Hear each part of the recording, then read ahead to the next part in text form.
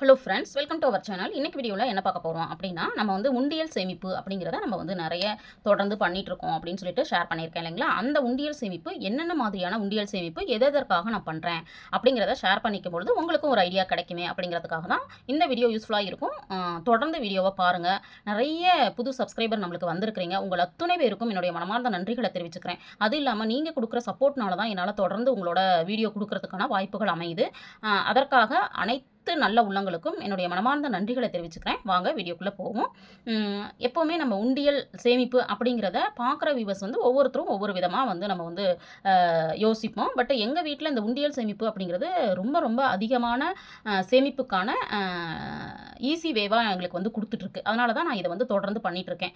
இப்போ இந்த உண்டியல் அப்படிங்கிறது எதற்காக அப்படின்னு பார்த்தோம்னா, இந்த உண்டியல் அப்படிங்கிறது எங்களுடைய எமர்ஜென்சி ஃபண்டுக்கானது. எப்போவுமே நம்ம வீட்டில் பட்ஜெட் போட்டு தான் நம்ம செலவுகளை பண்ணுறோம், சேமிப்பும் பண்ணிகிட்ருக்கோம். அப்படி இருக்கிற பட்சத்தில் ஏதோ ஒரு எமர்ஜென்சி அப்படின்னா உங்களுக்கு வந்து எல்லாருக்கும் நம்மளுக்கு தெரிஞ்சது தான். இப்போ திடீர்னு யாரோ ஒரு வீட்டில் நம்மளுக்கு வந்து ஒரு கிரகப்பிரவேசம் வைக்கலாம், அல்லது ஒரு மேரேஜ் அப்படின்னு சொல்லிட்டு வைக்கலாம், இல்லை வேறு ஏதாவது ஒரு நல்ல விஷயங்களும் இருக்கலாம், கெட்ட விஷயங்களும் இருக்கலாம். எதிர்பாராத ஒரு விஷயம் நடக்குது அப்படிங்கிறத நம்ம முன்னாடியே பிளான் பண்ண முடியாது இல்லைங்களா. அப்படி இருக்கிற பட்சத்தில் நம்ம பட்ஜெட்டில் இருந்து பணத்தை ஒதுக்கவும் முடியல. அப்படிங்கிறப்போ கண்டிப்பாக இந்த உண்டியல் சேமிப்பு அப்படிங்கிறது ரொம்ப ரொம்ப எனக்கு வந்து கை கொடுக்குது. அப்படிங்கிறதுனால இந்த எமர்ஜென்சி உண்டியல் அப்படிங்கிறது நான் ரொம்ப வருஷமாக ஃபாலோ பண்ணிட்டு வரேன். இந்த எமர்ஜென்சி உண்டியலை ஓப்பன் பண்ணி பார்த்துடலாம் என்ன இருக்குது அப்படின்னு சொல்லிட்டு.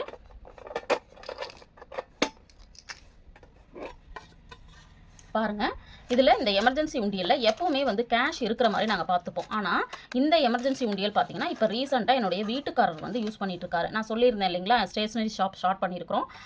அதில் வந்து இன்னும் ஒரு 1 இயர் ஆக போகுது. இன்னுமே பெருசாக வருமானம் அப்படிங்கிறது இல்லை. அதாவது ஃபேமிலிக்கு கொடுக்குற அளவுக்கு வருமானம் இல்லை. அவங்களுக்கு வரக்கூடிய வருமானத்தை அந்த கடையிலேயே திரும்ப திரும்ப என்ன பண்ணிகிட்ருக்காங்க அப்படின்னா இன்வெஸ்ட் பண்ணிகிட்ருக்காங்க. இருந்தாலும் பரவாயில்லன்னு சொல்லிட்டு பண்ணிகிட்டு இருந்தோம். அந்த வீடியோ வந்து ஆல்ரெடி நான் போட்டிருந்தேன். அதை பார்த்துட்டு ஒரே ஒரு சகோதரி மட்டும் சொன்னாங்க, கொஞ்சம் வெயிட் பண்ணுங்கள், கண்டிப்பாக வந்து உங்களுக்கு பிஸ்னஸ் வந்து பிக்கப் ஆகிறதுக்கு கொஞ்சம் லேட் ஆகும், வெயிட் பண்ணுங்கள் சிஸ்டர் அப்படின்னு சொல்லியிருந்தாங்க. அந்த சிஸ்டருக்கு இந்த நேரத்தில் நான் திரும்பவும் ஒரு நன்றியை தெரிவிச்சுக்கிறேன்.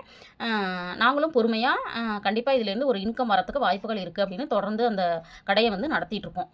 ஏன்னா இப்போ எல்லாமே நம்மளுக்கு வந்து எல்லாரும் ஆன்லைன் அப்படின்னு சொல்லிட்டு நம்ம போயிட்டோம் இல்லைங்களா. அப்படி இருக்கிறப்ப நமக்கு வந்து கடையில் வியாபாரம் அப்படிங்கிறது கொஞ்சம் குறைவாக தான் இருக்குது. இருந்தாலும் பரவாயில்லன்னு சொல்லிட்டு ரன் பண்ணிட்டு இருக்கோம். அதனால் இப்போ இந்த எமர்ஜென்சி ஃபண்டுக்கான உண்டியலை அவங்க தான் ஃபாலோ பண்ணிட்டு இருக்காங்க. அப்போது அவங்க கையில் எப்போல்லாம் பணம் வந்து போடுறதுக்கான வாய்ப்புகள் இருக்கோ அப்போ வந்து இதில் போட்டுட்ருக்காங்க. இந்த போட்டுட்ருக்கிறதுனால நம்மளுக்கு ஏதாவது ஒரு எமர்ஜென்சி அப்படிங்கிறப்போ இந்த அமௌண்ட்டை எடுத்து நம்ம செலவு பண்ணிக்கலாம் அப்படின்னு சொல்லிட்டு நம்ம வந்து வச்சிட்ருக்கோம்.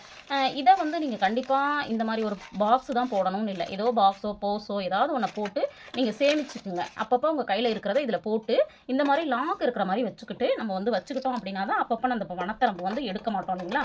அந்த மாதிரி இதுதான் வந்து எங்களுடைய எமர்ஜென்சி ஃபண்டு. அப்போ நம்மளுக்கு வந்து ஒரு கான்ஃபிடென்ட் கிடைச்சிருது. என்னென்னா ஏதோ ஒரு நல்லதோ கெட்டதோ நம்மளுக்கு ஒரு 1000 2000 3000 திடீர்னு தேவைப்படுதுங்கிறப்போ இந்த ஒண்டியலை ஓப்பன் பண்ணி நாங்கள் எடுத்துப்போம். எமர்ஜென்சினா மட்டும்தான் எடுக்கணும்னு சொல்லிட்டு ஃபிக்ஸ் பண்ணி வச்சிருக்கிறதுனால வேறு எந்த செலவுக்கும் நாங்கள் எடுக்க மாட்டோம். இதுதான் நாங்கள் செய்யக்கூடிய முதல் சேமிப்பு.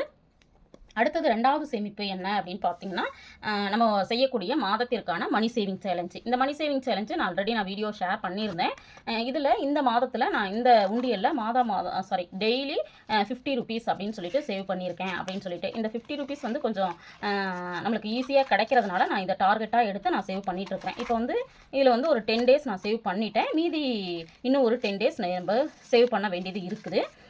இது வந்து 2வதாக நான் செய்யக்கூடியது. இந்த மாதம் செய்யக்கூடிய மணி சேவிங் சேலஞ்ச் உண்டியல் அப்படிங்கிறதுல நான் ஒவ்வொரு மாதமும் இப்போதைக்கு இந்த மாதத்தில் இந்த அட்சய திதியில் கோல்டு அல்லது சில்வர் வாங்குறதுக்காக நான் பிளான் பண்ணியிருக்கேன். இந்த உட்டன் பாக்ஸு நம்மளுக்கு வந்து கடையில் வாங்கினது தான், ஆன்லைன்லேயும் கிடைக்குது. கொஞ்சம் ரேட் வந்து கொஞ்சம் கூடுதலாக இருக்குது. இதில் வந்து நான் சேவ் பண்ணிகிட்ருக்கிறேன். இது வந்து அடுத்த உண்டியல் சேமிப்பு.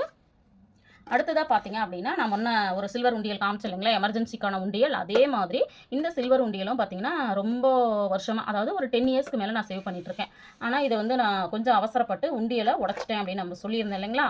இருந்தாலும் பரவாயில்லன்னு சொல்லிட்டு இதையே நான் யூஸ் பண்ணிகிட்ருக்கிறேன். இப்போ இதுலேயுமே மணி சேவிங் சேலஞ்ச் மாதம் நம்ம பண்ணுவோம் இல்லைங்களா, அதை நான் பண்ணிகிட்ருக்கேன். இதுலேயும் நம்ம என்ன பண்ணியிருக்கோம் அப்படின்னா ஒரு 10 நாட்களுக்கான பணம் வந்து சேவ் பண்ணியிருக்கிறோம். இந்த மாதிரி கையில் எப்போல்லாம் இருக்கும் அப்போல்லாம் நான் இதில் என்ன பண்ணியிருக்கேன் அப்படின்னா போட்டு வச்சிட்ருக்கேன். இது வந்து ஒரு குறிப்பிட்ட அமௌண்ட் வந்து நம்மளுக்கு வந்து சேவ் ஆகிருக்கு.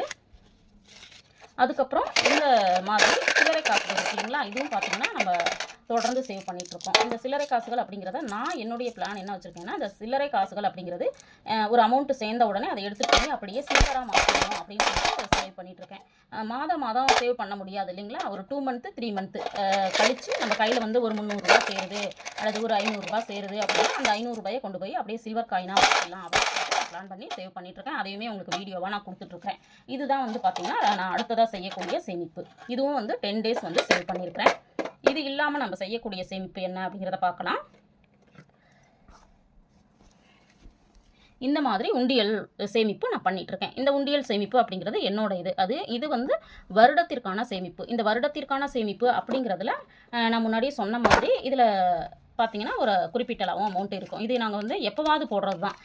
டெய்லி நான் போட்டு சேமிக்க மாட்டேன். எப்போவாது போடுற அமௌண்ட்டு நம்மளால் எவ்வளோ சேமிக்க முடியுதோ அந்த அமௌண்ட் வந்து இதில் இருக்கும். இது வந்து ஒரு 1 or 2 மந்த் ஆன உடனே இந்த அமௌண்ட்டை அப்படியே எடுத்துகிட்டு போய் இப்போ என்ன பண்ணிகிட்ருக்கேன் அப்படின்னா போஸ்ட் ஆஃபீஸில் சேவ் பண்ண ஆரம்பிச்சிட்டேன். ஏன்னா அதில் வந்து நம்மளுக்கு வந்து குறைந்தபட்சம் கொஞ்சம் வட்டி தொகை நம்மளுக்கு கிடைக்கிறதுக்கு வாய்ப்புகள் இருக்குது இல்லைங்களா.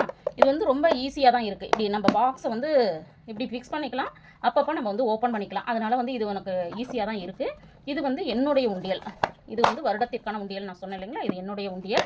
அதுக்கு அடுத்ததான் நான் செய்யக்கூடிய உண்டியல் வந்து இது என்னுடைய பொண்ணோட உண்டியல். இந்த உண்டியல்லையும் இந்த 2 மந்த்தாக சேமித்தது எவ்வளோ இருக்குது அப்படிங்கிறத பார்க்கலாம். 2 மந்த்தாக சேமித்தது பார்த்தீங்க அப்படின்னா இந்த அமௌண்ட் இருக்குது. கிட்டத்தட்ட ஒரு 5000 rupees அந்த ரேஞ்சுக்கு இருக்கும்னு நினைக்கிறேன். இந்த அமௌண்ட்டை வந்து அவங்க சேவ் பண்ணியிருக்கிறாங்க. இந்த மாதிரி உண்டியல் சேமிப்பு அப்படிங்கிறத நான் எப்பெல்லாம் பண்ணுறேன் அப்படிங்கிறத கண்டிப்பாக நம்ம சொல்லணும் இல்லைங்களா. இந்த மாதிரி தனித்தனியாக உண்டியல் வச்சு சேமிக்கும் போது நம்மளுக்கு எதுக்காக நம்ம சேமிக்கிறோம், யார் யாருக்காக சேமிக்கிறோம், நம்ம கண்டிப்பாக சேமிக்கணும் அப்படிங்கிற ஒரு மோட்டிவேட்டிங்கை இது வந்து நம்மளுக்கு கொடுக்குது. அதனால தான் என்னால் தொடர்ந்து சேமிக்க முடியுது. தனித்தனி தேவைகள் அப்படிங்கிறது இருக்கும் இல்லைங்களா. இந்த அமௌண்ட்டு வந்து என்னுடைய குழந்தைங்களுடைய பர்த்டேக்காக நான் சேவ் பண்ணிகிட்ருக்கிறேன். இது நான் வந்து ஒரு ரீசனுக்காக சேவ் பண்ணுறேன். அதை நான் அடுத்த வீடியோவில் உங்களோட ஷேர் பண்ணிக்கிறேன். இந்த அமௌண்ட்டை வச்சு இப்போ அவங்களோட பர்த்டே அப்போது அவங்களுக்கான ட்ரெஸ்ஸு, ஸ்வீட்ஸு, கேக் வாங்குறதா இருக்கலாம், வேறு செலவுகளில் பண்ணிக்குவாங்க.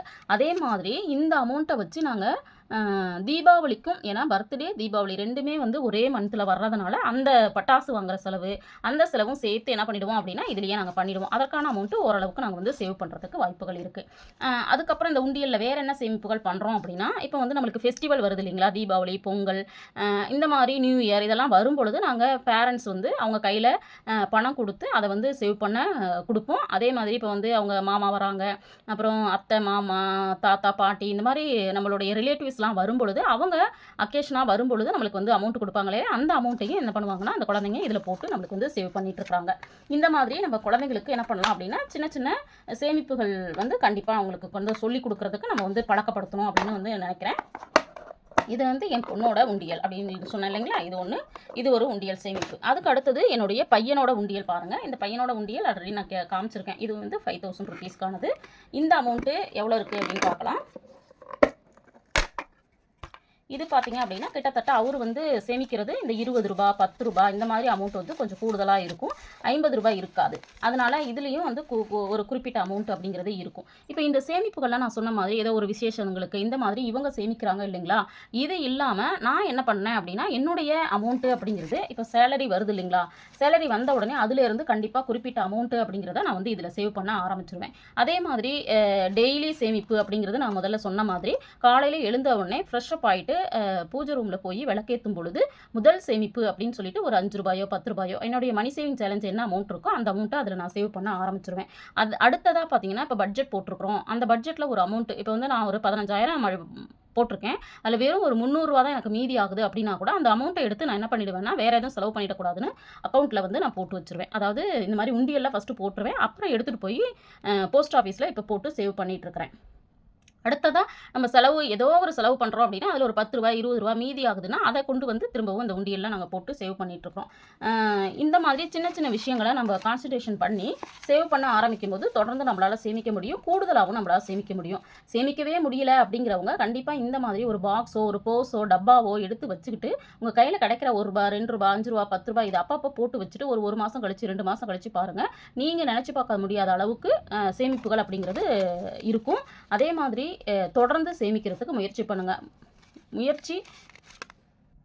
முயற்சி பண்ணிக்கிட்டோம் இருந்தோம் அப்படின்னா கண்டிப்பாக வெற்றி அப்படிங்கிறது நமக்கு இருந்துக்கிட்டே தான் இருக்கும். அதனால் தொடர்ந்து இதை வந்து செய்யறதுக்கு முயற்சி பண்ணுங்கள் அப்படின்னு கேட்டுக்கிறேன். இந்த வீடியோ உங்களுக்கு யூஸ்ஃபுல்லாக இருந்திருக்கும்னு நினைக்கிறேன். வீடியோ பிடிச்சிருந்தால் லைக் பண்ணுங்கள், ஷேர் பண்ணுங்கள், கமெண்ட் பண்ணுங்கள். மறக்காமல் நம்ம சேனலை சப்ஸ்கிரைப் பண்ணி வச்சுட்டு பாருங்கள். தேங்க்ஸ் ஃபார் வாட்சிங்.